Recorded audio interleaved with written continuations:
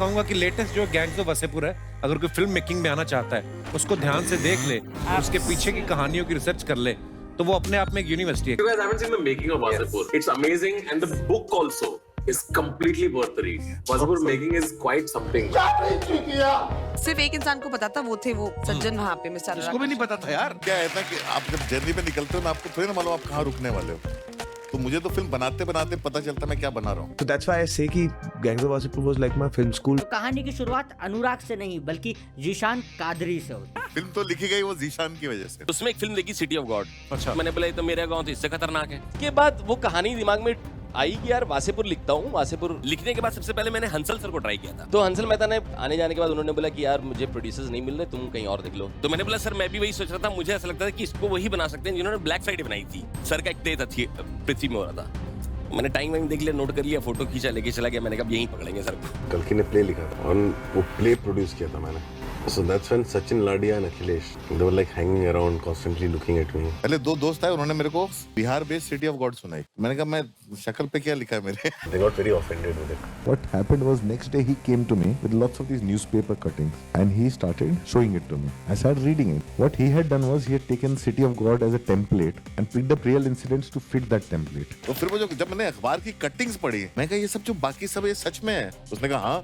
मैं कहा ये क्यों नहीं है स्क्रिप्ट में। मुझे अट्रैक्ट की वो ये गैंग वॉर नहीं था या कुछ नहीं था। The whole story of the emergence of mafia. Mafia पैदा कहाँ से हुआ? फिर इसको वापस भेजा वासेपुर। बोला मेरे को पूरा डिटेल चाहिए, कहाँ शुरू हुई थी कहानी और कहाँ खत्म हुई थी। फिर ये 150 पन्ने का नॉवेल लिख के लेके आया। नाइव था, इतना बचपना था मेरे अंदर कि जो चीज जहाँ हुई है, जैसे हुई है वैसे ही शूट करूंगा। तो मुझे नहीं मालूम था कि आप फिल्म में दाऊद इब्राहिम को दाऊद इब्राहिम नहीं बोल सकते हो। मैंने ओरिजिनल नाम यूज करके स्क्रिप्ट लिखी थी, फिर जीशान को दे दिया था कि सारे नाम बदल दो। काफी चीजों को हमने फिक्शनलाइज किया है। तो काफी जो कैरेक्टर्स अभी भी हैं वासेपुर में, तो हमने नाम बदले, कई इवेंट्स को थोड़ा सा उनकी टाइमलाइन चेंज किए, तो एक उस तरह का एक पूरा एटमॉस्फेयर है वासेपुर का। उसके बाद मतलब उसके बाद मैंने वेरिफिकेशन के लिए बहुत बार भेजा, बिकॉज जब आप ऐसी सब्जेक्ट से डील कर रहे हो तो आपको बहुत जरूरी है वेरीफाई करना कितना सही कितना गलत है। वो लोग आए वहाँ से, फोटो खींचा, उन्होंने रिसर्च किया, इंटरव्यू किया, सारे राइटर्स को भी भेजा, वो लोग भी 1 महीना रह के आए। फाइनली मैंने सबको बोला तुम लोग अलग अलग अपना अपना लिखो। सबने अपना अलग अलग लिखा। जीशान ने कभी स्क्रिप्ट नहीं लिखी थी तो उसने बुक की तरह लिखा, किसी ने कुछ लिखा, और मैं तीनों का लेकर के मैड्रिड चला गया। And I sat down and I wrote. 4 दिन लॉक्ड रहा और मैं लिख दिया। I wrote the final version of part 1 and half of part 2। और लिखने के बाद जो है फ्लाइट पकड़ के वापस इंडिया आ रहा था, एयरलाइन ने मेरा बैग जिसमें स्क्रिप्ट रखी थी खो दिया। That was the worst moment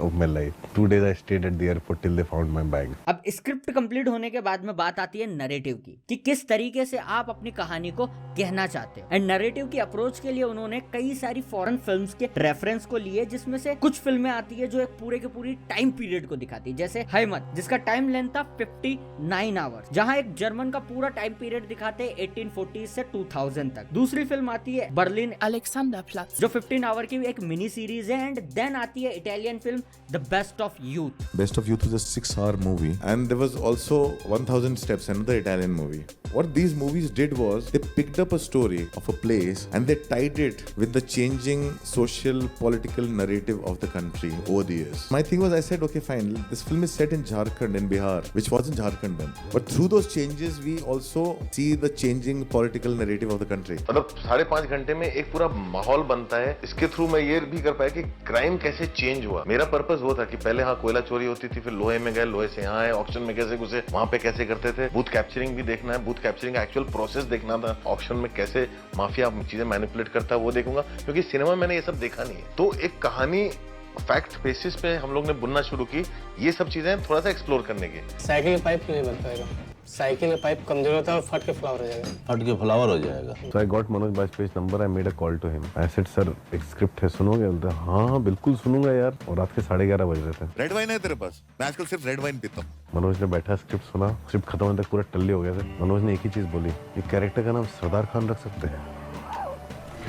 Sardar Khan नाम है हमारा, बता दीजिएगा सबको। इनका मैंने सिर्फ एक चीज देखी थी, कोई पाउडर देखा था अतुल का। और वो फिर इनका टेस्ट लिया था और ये उस समय काफी सारे शोज कर रहे थे तो इनको टीवी शो के बीच में से एक दो दिन के लिए आना पड़ता था। अगर एक्टिंग कर रहा हूँ तो शायद एक्टर्स को भी मैं रिकमेंड करूंगा कि ये बहुत बढ़िया एक्टर है, just see if you can use him. इसका परिणाम ये हुआ कि जयदीप अहलावत को उसने जो है मेरे बाप के रोल में कास्ट कर लिया। मुकेश छाबड़ा कास्टिंग डायरेक्टर था, वो आया ये पिक्चर करने की, मैंने बहुत ज्यादा तवज्जो दी नहीं, मैंने कहा ठीक कर लेते हैं and I was immediately excited. Anurag को मैंने शागिर्द में उसने एक्टिंग की थी। Being Shagird I knew this guy should have been an actor. जी उसको खुद को लॉन्च करना था तो उसने एक स्क्रिप्ट देके बढ़ा दी। इसे ये रोल मैं करूंगा, मैंने कहा ऑडिशन करना पड़ेगा। I gave very bad for audition. That's how Zishan came to do it and he's brilliant in the role. Script थी जो बाकी सबने पढ़ी थी, मुझे मना कर दिया गया था कि तुम मत पढ़ना क्योंकि स्क्रिप्ट में मेरा रोल था ही नहीं। उसको हम लोग स्क्रिप्ट से दूर रखते थे, वो बेचारी बहुत इनसिक्योर थी कि मुझे दूर क्यों रखा जा रहा है, मेरे साथ क्या हुआ। स्क्रिप्ट भी जो है बोल रहा था कि जो मनोज को दी होगी, मेरे को तुम नहीं दिया।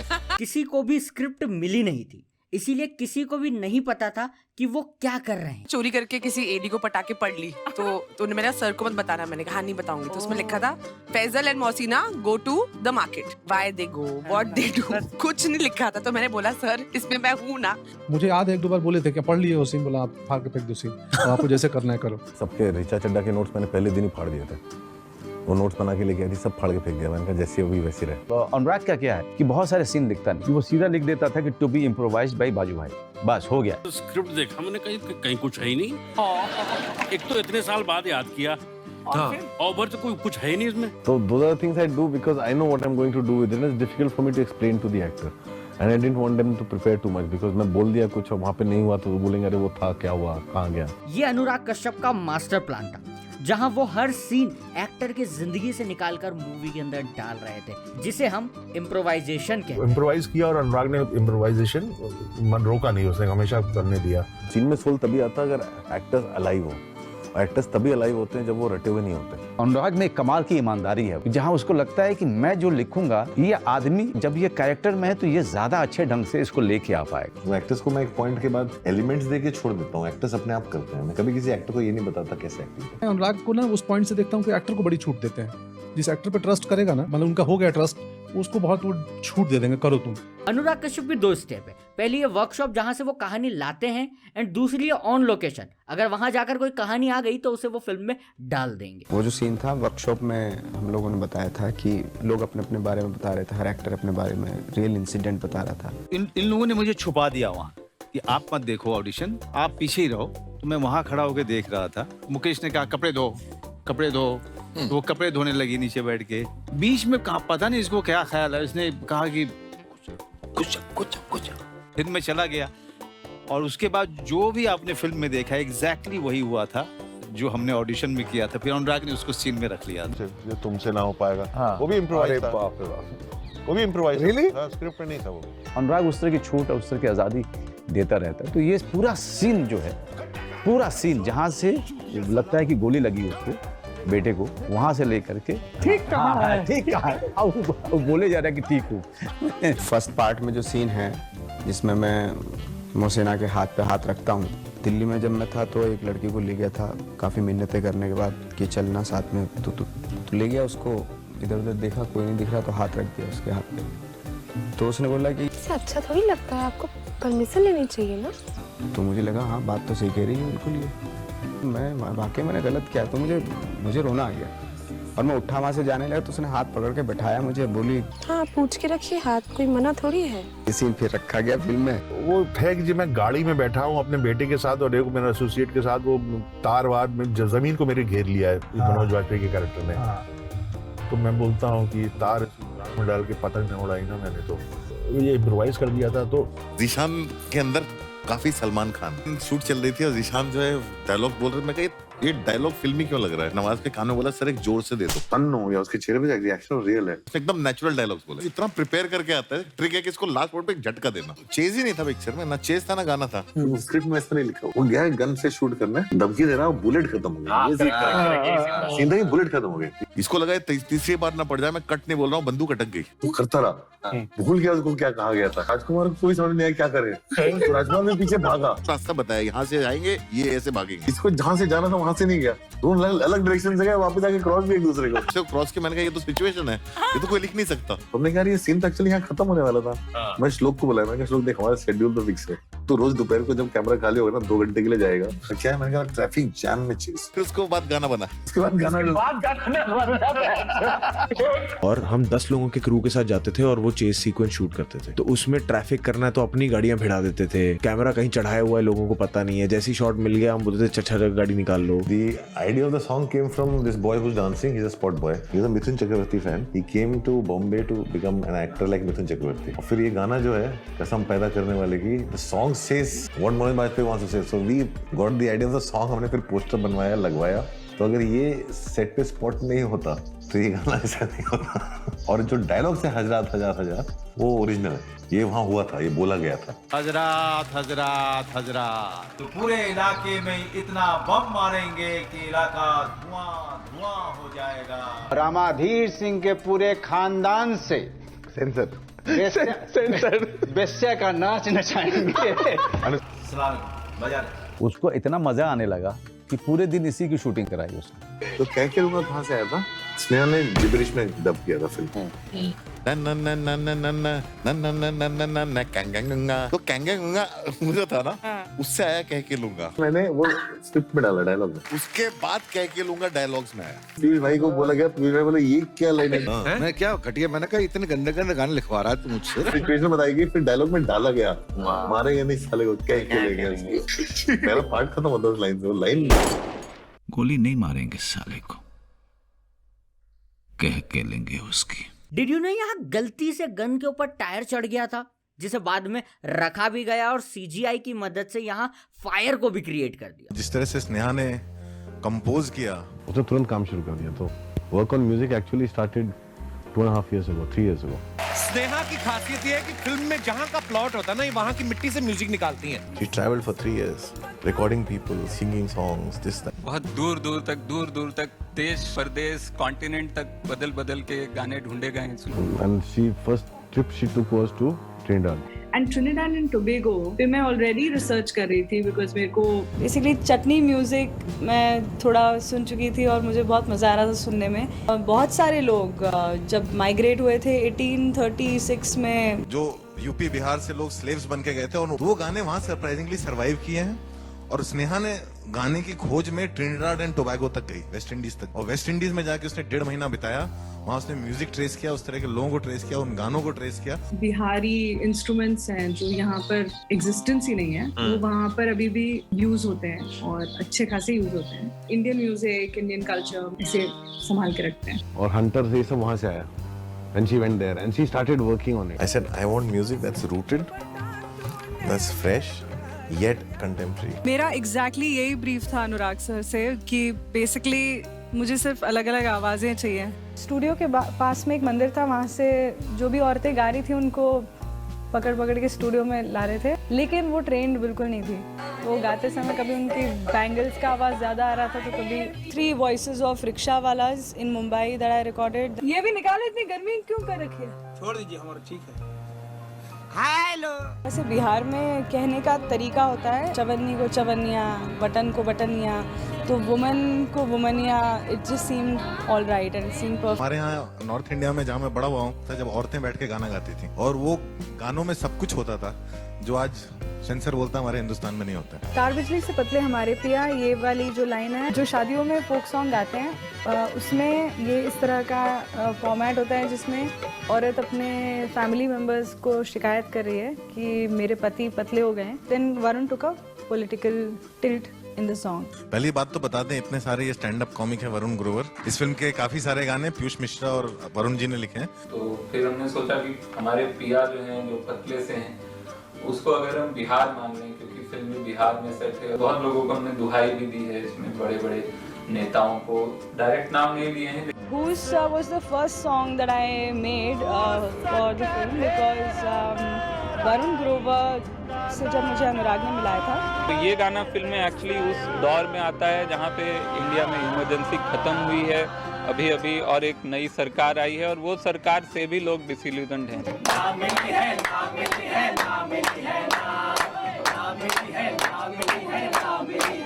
बसाओ नहीं मुरा, फ्रस्टियाओ नहीं मुरा। तो ये गाना जो है, मैंने लोरी टाइप गाना चाहिए था, song that calms you down, a song that gives you hope, a song that gives you inspiration to fight another day.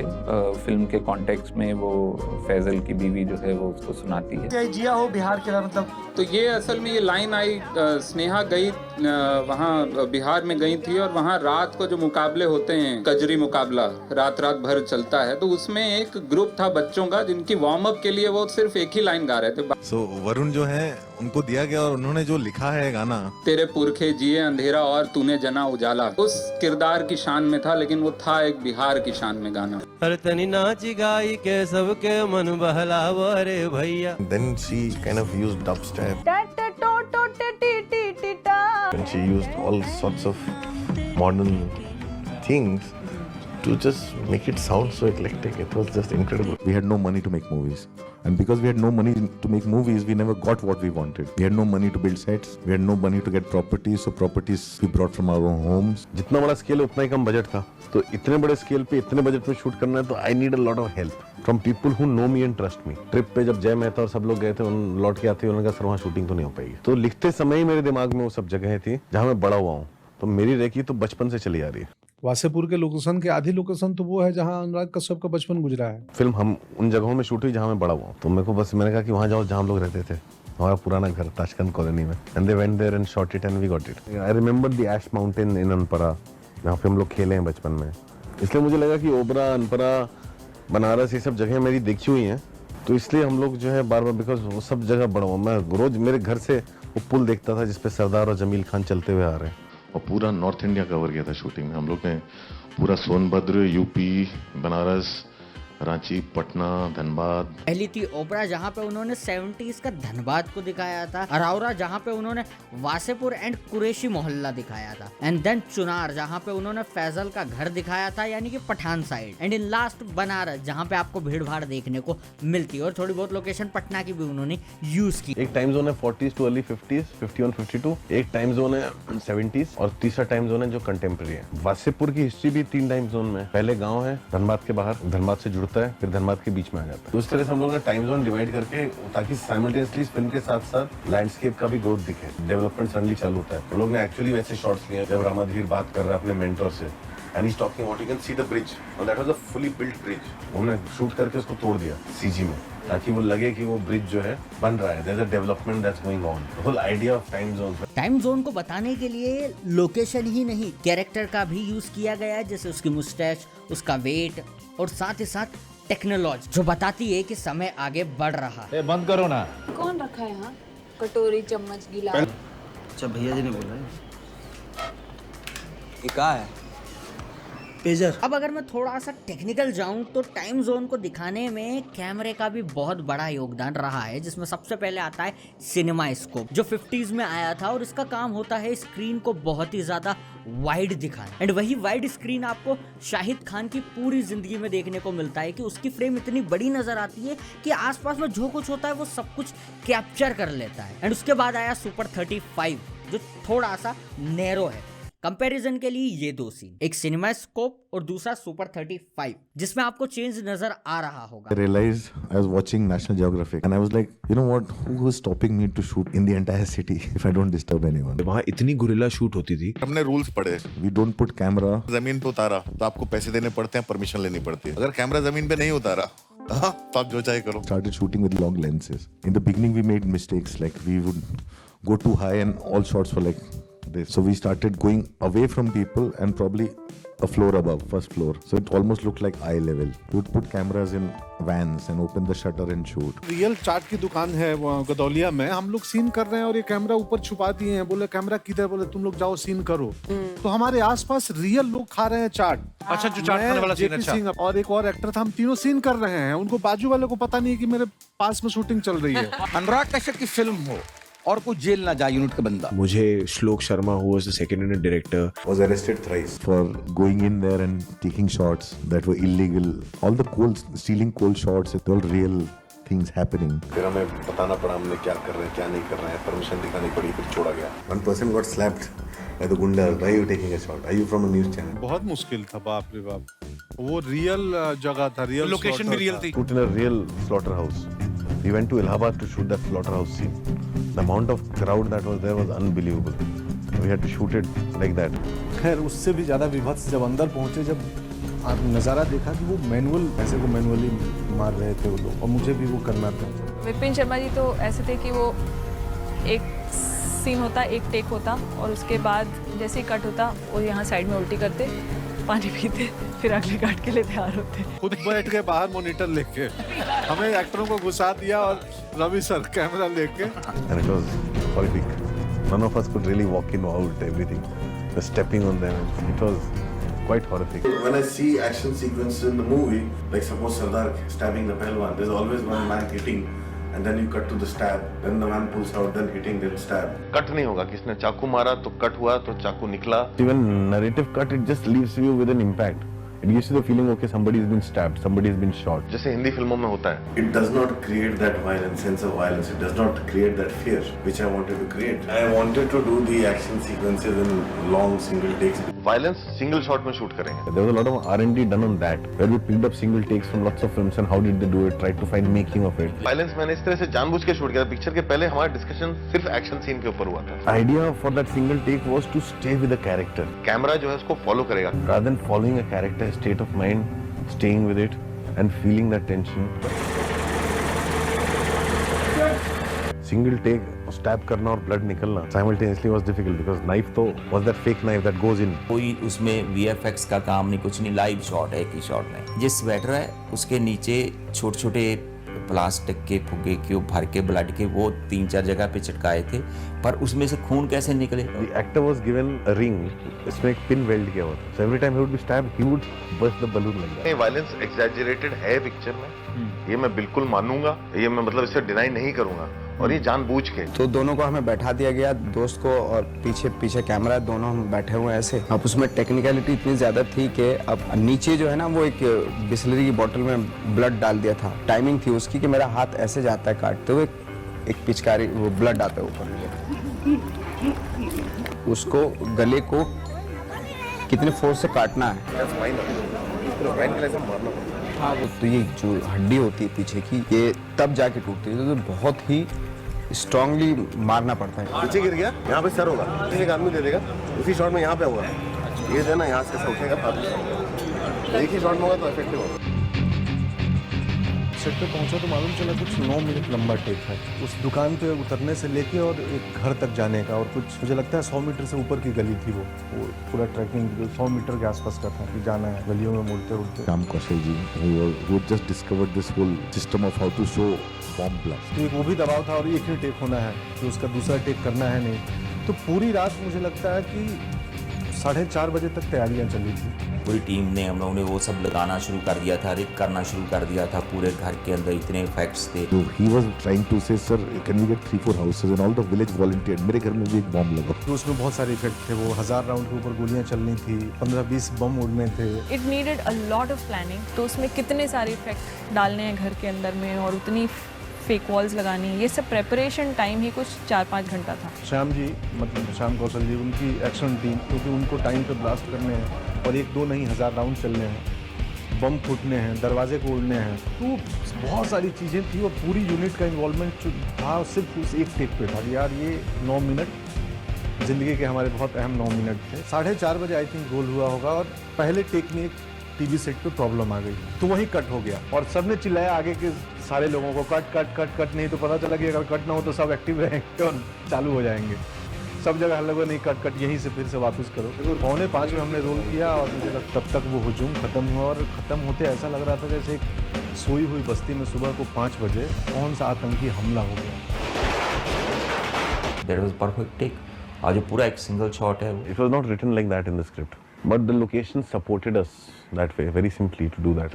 Exterior वाले शॉट में देखा कि 2 लोगों को इन्होंने मारा गोलियों से, तो वो भी वो वहाँ से अंदर से कैमरा तो बाहर वाला वो तो फर्स्ट पार्ट में जाएगा, सेकंड पार्ट में पूरा एक टेक। वो 2 लोग मरे, फैजल खान ने दरवाजा, जो अभी बाहर के शॉट में हम लोग देख रहे हैं बंद होते, तो वो अभी अंदर से वो देख के पूरा उसने दरवाजा बंद करके भागा। If you realize part 2, the third shot that we took, it was 3 different shots. One was from the shootout, following him, from them watching TV going out, but the timelines didn't match, so we had to cut it down into 3 different shots. It was actually a 9-minute shot, meant to be a 9-minute shot. We cut out the first 2 portions the moment we compared the timelines of the opening and the end. So it was a mistake because of which we had to cut the first 2 minutes out and made it intercut. So first 2 shots were climbing the steps, which were quite simply done. But since geographically we did not have a location, we had to create our own geography. Because of which it was 3 different shots. Otherwise, it would have been a 1 shot. It was lit up in a way where camera would go into black and come out. And we just maintained the momentum and the distance of blacks. And we changed geographically. We changed 3 different locations. ऊपर terrace पे फैजल खान निकलता है, उसके पीछे camera जा रहा है, एक बिल्डिंग से दूसरी बिल्डिंग पे जाना, वो कैसे जाना है? So we had to put these steps for the camera to go from one roof to the other while the actor was wired and he was jumping. फिर उसके बाद में उसी शॉट में ही फैजल खान नीचे उतरता है बिल्डिंग से और कैमरे को भी नीचे उतरना है और उसी चालू शॉट में पहले ही कैमरामैन को हार्नेस पहना के रखा था, चालू शॉट में ही Jumping down, we had to rig both the actor and the camera and we were not getting the shots. तो मैंने वो हार्नेस से मैंने निकाल दिया, तो मैं ऐसे कूद जाऊंगा, ऐसे कूद के देखता हूँ. So then we unwired Nawazuddin. And the moment we unwired Nawazuddin, Nawaz becomes like this super action hero. He just easily jumped from one roof to the other and jumped down. Suddenly 8 takes we tried and we couldn't get it. Nawaz did it in that 1 take and we got it. नहीं, shoot तो हमने एक साथ पूरा किया था. हम लोग ने 4 महीने लगातार शूट की थी. 110 दिन पिक्चर शूट हुई थी. Wasipur would not have been Wasipur if it wasn't for him. When you make a film, everything is a baby. You don't throw the baby out. I said, I'm going to Brazil for a long time. I'm giving you Wasipur. Do whatever the fuck you want to do it because I won't be in the country to fight with you. So I gave him a 7-hour film and I left. I came back. It was a 4-hour film. I was so pissed off. I was like, मैं इतना प्यार से film बनाया है 7 घंटे का, इसने सब उठा के ऐसे फेंक दिया. फिर whatever I liked, I started putting it back in the film with anger. When I put everything back in the film, it was still 5 hours 40 minutes. Wasipur became Wasipur like that. This is the first success party for Anurag Kashyap. देखा जाए तो हम लोग जो सोच रहे थे, सब लोग बोल रहे थे उतना कलेक्शन हुआ नहीं, लेकिन अगर देखा जाए इस पॉइंट ऑफ व्यू से तो पहले 3 दिन का कलेक्शन मेरी लाइफ का सबसे बड़ा था. पहली बार ऐसा हुआ है, मतलब तो आदत पड़े तो अच्छी बात है, लेकिन मैं लिख के देता हूँ. There is no course, there is no teacher can make you a filmmaker and director.